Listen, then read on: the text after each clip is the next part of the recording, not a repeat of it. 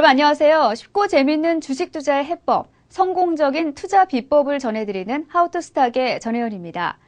파동이론은 주식시장의 대세를 파악하는 대표적인 이론으로 그중에서 파동이론의 대명사로 엘리어트 파동이론을 빼놓을 수가 없죠.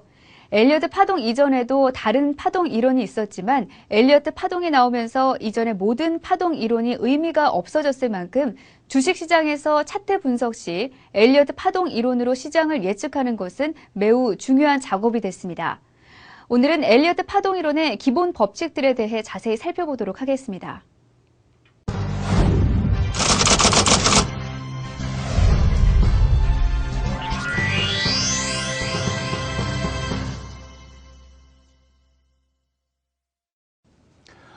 이번 시간에는 엘리어트 파동 이론에서 중요하게 지켜야 할 법칙이 있습니다. 그 부분을 한번 알아보도록 하겠는데요. 절대 불가침의 법칙이라고 하는 것이 있고요. 그 다음에 4번 파동의 법칙, 그 다음에 파동 변화의 법칙, 파동 균등의 법칙, 이런 내용들이 있습니다. 그리고 이러한 기본 법칙을 알고 계시면, 자, 엘리어트 파동 이론이 복잡하다고 하지만 그 현재 위치에서 이 기본 법칙과 시세의 진행 과정을 이렇게 견뎌보면서 지금이 어떤 파동이다, 지금은 이 파동이 도저히 될 수가 없구나 하는 판단을 조금 쉽게 해주는 그런 효과가 있습니다. 그 부분을 이 시간에는 공부를 해보도록 하겠습니다. 자, 먼저 절대 불가침의 법칙인데요. 이것은 바로 이제 엘리어트 파동 이론에서 이것만은 꼭 지켜야 된다, 자, 이렇게 되면 안 된다라고 하는 것을 이야기하는 것입니다. 그 중에 하나가, 자, 이번 파동은, 자, 여러분, 이번 파동은 상승 파동에서 처음 상승 1번을 주고 난 뒤에 눌림 조정이 들어오는 교정 파동, 조정 파동입니다. 그것이 시세가 출발하던 1번 파동의 저점, 그 출발 자리 아래로 내려가면 절대 안 된다라고 하는 이야기고요. 그 다음에, 자, 상승 파동에서 1번, 3번, 5번은 홀수라 했고 충격 파동이라고 했습니다. 이 중에서 1번이 가장 길 수도 있고 5번이 가장 길 수도 있지만 3번 파동이 가장 짧은 파동이 되어서는 안 된다라고 하는 내용이고요. 그 다음에 1번 오른 다음에 2번 조정이 오고 다시 3번 오른 다음에 4번 조정, 교정 파동이 왔을 때 그 조정의 폭이 1번 첫 상승 폭의 고점 아래로 내려가면 안 된다, 겹치면 안 된다라고 하는 내용입니다. 그것을 그림으로 설명을 드리면 이렇습니다.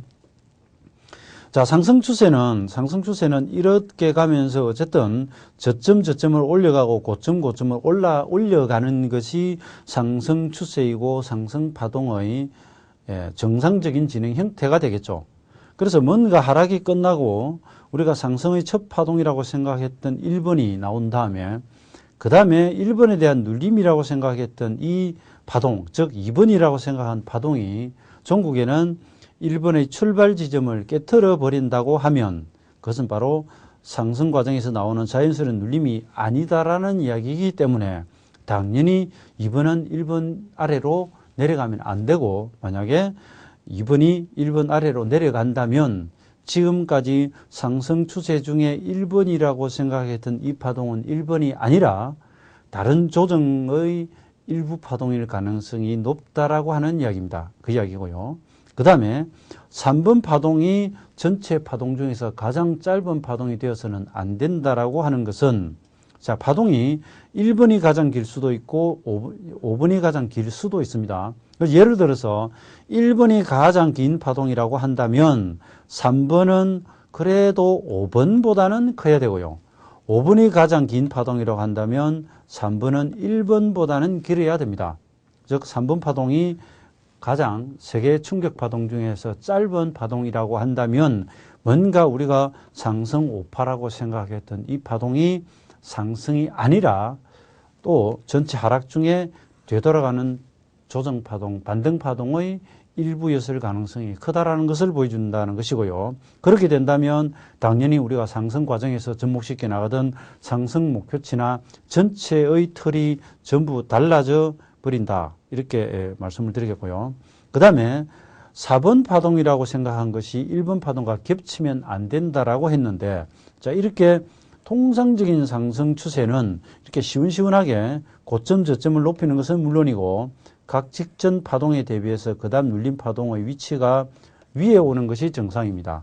특히 3번은 전체 파동 중에서 가장 짧은 파동이 되어서도 안 된다라고 하는 것과 함께 대체로 가장 긴 파동으로 오는 경우가 많은 것이 3번 파동인데 여기까지는 잘 왔다 하더라도 그 3번 상승에 대한 조정이라고 생각한 4번이 1번을 깨트려 버렸다라고 하는 것은 겹쳤다라고 하는 것은 엘리어트 파동이로서 말하는 1, 2, 3, 4, 5번 파동이 아니다라는 이야기입니다. 이 속에서 깃들어 있는 우리가 시세 원리를 보자면 역시 시세는 말씀드린 것처럼 시원시원하게 이렇게 정상적으로 쭉쭉 뻗어나가야 되는데 4번이 1번을 겹쳤다라고 하는 것은 둘 중에 하나입니다. 3번 파동의 길이가 좀 짧거나 4번 눌림이 워낙 깊다라고 하는 것이죠. 자, 여기서 우리가 상승 시세라면 당연히 매수세가 강해야 많이 올라갈 수 있는 것인데 4번 파동이 깊게 내려왔다라고 하는 것은 매도세가 강하고 매수세가 약하다는 이야기이기 때문에 그렇다면 5번 파동까지 시원하게 이렇게 5개 파동으로 진행되는 상승 추세, 상승 파동은 아니고 그것이 되기에는 부족함이 있다. 이렇게 이해를 하셔도 되겠습니다. 어쨌든 4번은 1번의 아래로 내려갈 수가 없고 전체 파동 중에서 3번이 가장 짧았으면서는 안 되며 2번 눌림 파동은 첫 시세의 출발 자리 저점을 이탈해서는 절대 안 된다. 이것을 기억하시고 이후 시세를 보실 때 여러분들께서 이 중 하나라도 해당이 되면 지금까지 상승으로 보던 내 전망, 인식이 틀렸다라는 것을 즉각 깨달아야 된다. 이렇게 말씀을 드리겠습니다. 자, 그 다음에 4번 파동은 사실은 이것은 1, 2, 3, 4, 5번 파동에서 말씀드렸던 내용인데요. 4번 파동은 3번 파동 내 소파동 4번과 일치하거나 3번 파동의 38.2%를 되돌리는 경우가 많다라고 했는데 자, 이것은 특별한 법칙이라기보다는 그런 습성이라고 이해를 하시면 되겠습니다. 그래서 4번은 38.2% 이상 조정받으면 안 된다라거나 전체 3번 파동 속의 4번 이하로 내려가면 안 된다라고 하는 것이 아니라 여기서 조정을 마무리할 가능성이 많다라고 이렇게 이해를 하시면 되겠고요. 그 다음에 이제 파동 변화의 법칙입니다. 이 변화의 법칙이라고 하는 것은 자, 상승 과정에서 크게 두 번의 눌림이 옵니다. 2번과 4번.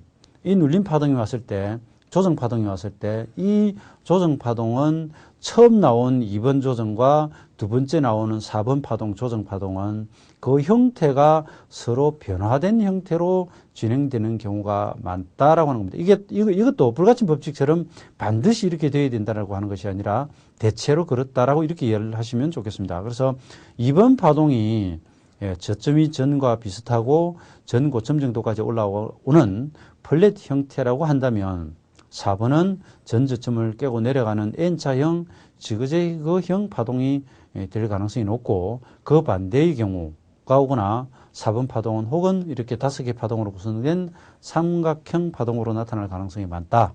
이렇게 이해를 하시면 되겠고요. 자, 그림에서 보시는 것과 같습니다. 그래서 1번이 아니요. 첫 조정이 플랫이라면 두 번째 조정은 지그재그로 내려오는 경우.